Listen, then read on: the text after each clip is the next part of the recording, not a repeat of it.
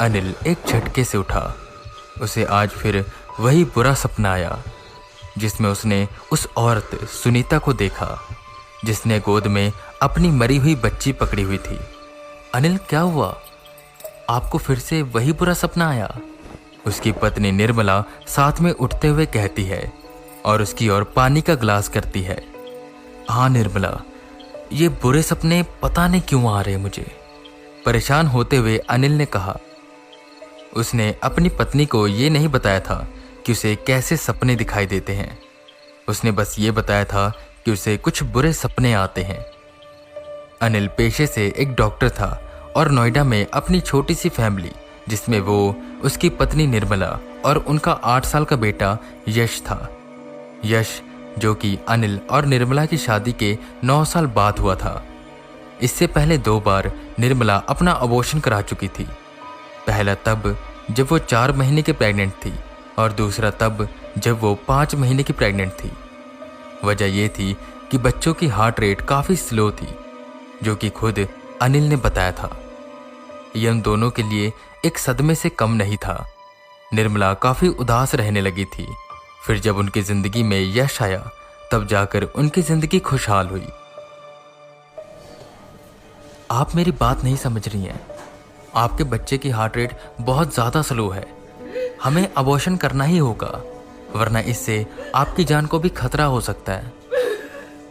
अनिल अपनी पेशेंट आराध्या को समझाते हुए कहता है, जो लगातार रोए जा रही थी।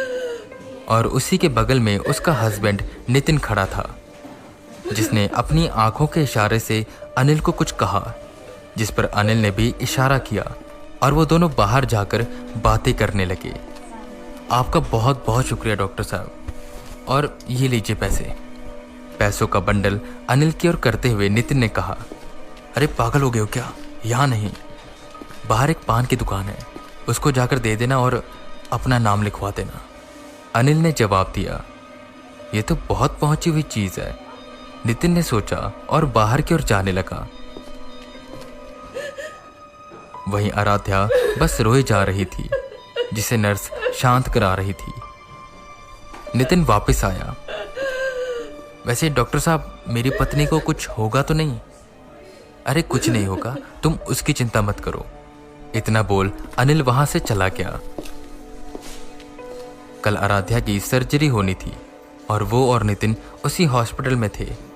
आराध्या का रो रो कर बुरा हाल हो रहा था। कल उसका बच्चा उससे दूर हो जाएगा, ये सोच सोच कर उसके आंसू नहीं रुक रहे थे। उसके बगल में बैठा नितिन बैठे बैठे ही सो गया था, ऐसे जैसे मानो उसे अपना बच्चा खोने का कोई दुख है ही नहीं। रात हो गई थी और आसपास में जितने भी पेशेंट थे वो सो चुके थे और पूरे हॉस्पिटल में एक अजीब सा सन्नाटा पसर गया था। आराध्या को नींद नहीं आ रही थी, वो बस आंखें बंद किए लेटी हुई थी। तभी उसे एक एहसास हुआ, एक ऐसा एहसास जैसे उसे किसी ने छुआ हो। उसने अपनी आंखें खोली तो सामने पेशेंट के कपड़े पहने एक औरत खड़ी थी, जिसके हाथों में एक मरा हुआ बच्चा था। ये देख आराध्या डरी कि तभी उस औरत ने आराध्या के पेट को चीर दिया और उसके अंदर वो मरा हुआ बच्चा डाल दिया। आराध्या जोर से चीखी। उसका पति नितिन उसे उठा रहा था। आराध्या, आराध्या उठो, क्या हुआ तुम्हें? इतनी देर में बाकी नर्सें भी आ गई। आराध्या को होश आया और वो अपने पेट पर हाथ फेरते हुए रोने लगी। सबने उससे पूछा कि उसे हुआ क्या था, जिस पर उसने ये सारी बात बताई। नर्स ने जवाब दिया, आप प्लीज इतना हाइपर मत होइए, ये बिल्कुल नॉर्मल है। स्ट्रेस की वजह से, टेंशन की वजह से हमारा दिमाग ऐसे भ्रम पैदा करता है। आप चिंता मत करिए, आराम से सो जाइए। और फिर सारी नर्सें चली गई। पर ना जाने क्यों आराध्या को यह सब बिल्कुल सच जैसा लग रहा था।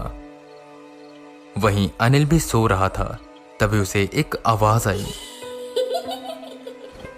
वो उठकर यहां वहां देखने लगा, पर वहां पर कोई भी नहीं था। उसे प्यास लग रही थी। वो उठा और हॉल में जाकर उसने मेज पर पड़े जग से पानी ग्लास में डाला और पीने लगा। किसी ने अनिल के पैरों को छुआ। वो मुड़ा और उसने नीचे की ओर देखा।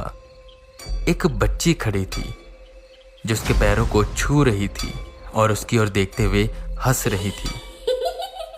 अनिल एकदम से हैरान हो गया कि आखिर ये बच्ची है कौन, कि तभी वो भागी और स्टोर रूम में चली गई। अनिल पीछे पीछे गया। जैसे ही वो स्टोर रूम में पहुंचा और उसने दरवाजा खोला, उसके हाथ से वो कांच का ग्लास छूट गया। सामने जो वो देख रहा था उसे देखकर वो डर से कांपने लगा। उसके सामने 10 से 15 छोटे छोटे बच्चे, लड़कियां और 2 औरतें खड़ी थीं और वो सब खून में नहाए हुए लग रहे थे। वो अनिल को अपने पास आने के लिए कह रहे थे। अनिल पलटा और अपने रूम की ओर भागने लगा कि उस बच्ची ने उसका पैर पकड़ा और उसे अंदर की ओर खींचने लगी। अनिल जोर से चिल्लाने लगा कि एकदम से उसकी आंख खुली। वो जोर जोर से हाँफ रहा था। उसे प्यास भी बहुत लग रही थी। वो डरते हुए उठा और हॉल में पहुंचा तो मेज पर ग्लास नहीं था। वो किचन से ग्लास लेकर आया और उसने पानी पिया और सोने के लिए चला गया। अगले दिन वो हॉस्पिटल जाने के लिए तैयार हो रहा था कि तभी निर्मला उसके पास आई और उस पर चिल्लाने लगी। अनिल, स्टोर रूम के दरवाजे के पास कांच के कुछ टूटे हुए टुकड़े पड़े हैं। क्या तुमने कुछ तोड़ा था वहां? देखो, मुझे सच सच बता दो। तभी उसे कुछ याद आया। वो भागकर स्टोर रूम के पास गया। वहां कांच के टुकड़े पड़े हुए थे। मतलब ये आपका ही काम है? अब आपने ही तोड़ा तो आप ही साफ करो। वो तो शुक्र है यश सो रहा है, कहीं यहां से गुजरता उसे लग जाती तो, और अगर मुझे कहीं लग जाती तो। निर्मला चिल्ला रही थी पर अनिल का उस पर ध्यान नहीं जा रहा था। वो बस ये सोचकर डर रहा था कि कल रात जो भी उसने सपने में देखा वो असल में सपना था ही नहीं। तभी स्टोर रूम के अंदर से उसे आवाज आई। अनिल मुड़ा और हॉस्पिटल जाने के लिए निकल गया। वो अब बहुत ज्यादा डर चुका था। किसी न किसी तरह वो हॉस्पिटल पहुंचा। आज आराध्या की सर्जरी होने वाली थी। वो लगातार चिल्लाए जा रही थी और रो रही थी। सर्जरी का टाइम हुआ। आराध्या को बेहोश किया गया और अबॉर्शन का काम शुरू हुआ। अबॉर्शन लगभग हो ही गया था कि तभी हॉस्पिटल में एक पेशेंट अजीब तरह से बर्ताव करने लगा। सामान यहाँ वहाँ फेंकने लगा और जोर जोर से चिल्लाने लगा, जिसमें अनिल के साथ काम करी नर्सेस और स्टाफ वहां से उस पेशेंट को कंट्रोल करने के लिए चला गया। अनिल अब आराध्या के साथ अकेला ही था। बस अब एक इंजेक्शन लगाना था, जिसके बाद अबॉर्शन हो जाता और आराध्या के पेट में जो बच्चा है वो वहीं मर जाता। अनिल इंजेक्शन ढूंढ रहा था कि तभी उसे एक आवाज सुनाई दी। वो पीछे मुड़कर यहाँ वहां देखने लगा पर उसके और आराध्या के अलावा वहां पर कोई भी नहीं था कि तभी उसे फिर से आवाज आई और यह आवाज आराध्या के पेट के अंदर से आ रही थी। ये कैसे हो सकता है? उसने सोचा कि तभी आराध्या का पेट थोड़ा और फूला और उसके अंदर कुछ हलचल सी होने लगी। अनिल डरते हुए उसके पास गया और उसने उसके पेट पर हाथ रखा कि तभी उसके हाथों को किसी ने कस के पकड़ लिया और आराध्या के शरीर से एक बच्ची बाहर आई, जिसे देख अनिल दंग रह गया। वो और कोई नहीं, राधिका थी। अनिल ने भागने की कोशिश की। किसी न किसी जतन से उसने अपनी पकड़ छुड़ाई और वो बाहर की ओर जाने लगा तो अचानक से उसके सामने सुनीता आ गई, जो उसकी ओर देखते हुए बस रोए जा रही थी। तभी अनिल के शरीर पर एक कट लगा। अब तुझे पता लगेगा, जब किसी को काटते हैं, किसी को मारते हैं तो उसे कितना दर्द महसूस होता है, सुनीता ने कहा। और वो बच्ची राधिका पागलों की तरह हंसते हुए उस पर बस प्लेट से वार करने लगी। अनिल दर्द से चिल्ला रहा था और उसी में उसे वो दिन याद आ रहा था जब सुनीता का पति महेश उसे हॉस्पिटल में लेकर आया था। डॉक्टर साहब, क्या है? लड़की है। लड़की है? आप गिरा दीजिए, मुझे लड़की नहीं चाहिए और आप सुनीता को कोई बहाना लगा देना। ये सुनकर अनिल भी परेशान हुआ था, इसलिए नहीं कि कोई उसे बच्ची गिराने के लिए कह रहा है। अब तक उसने बहुत सी बच्चियां गिराई थी वो भी अलग अलग बहाने देकर। पर यह वैसा केस नहीं था, क्योंकि सुनीता 6 महीने की प्रेग्नेंट थी और इस समय बच्चे का अबॉर्शन करवाना सेफ नहीं था। इससे मदर की भी जान खतरे में आ सकती थी। पर उसका पति महेश बार बार कह रहा था कि आप अबॉर्शन कर दो, चाहे पैसे और ज्यादा ले लो। अनिल ने उसे 1-2 बार समझाया, पर वो नहीं माना और पैसे वो ज्यादा दे रहा था, तो अनिल अबॉर्शन को मान गया। सुनीता हमेशा कहती थी कि मुझे एहसास होता है कि मेरे पेट में एक बच्ची है, और उसने उसका नाम भी रखा था, राधिका। वो उसे बातें करती थी, पेट पर हाथ फेरते हुए। जब भी वो राधिका कहती तो वो किक करती, जैसे उसे ये नाम बहुत ज्यादा पसंद है।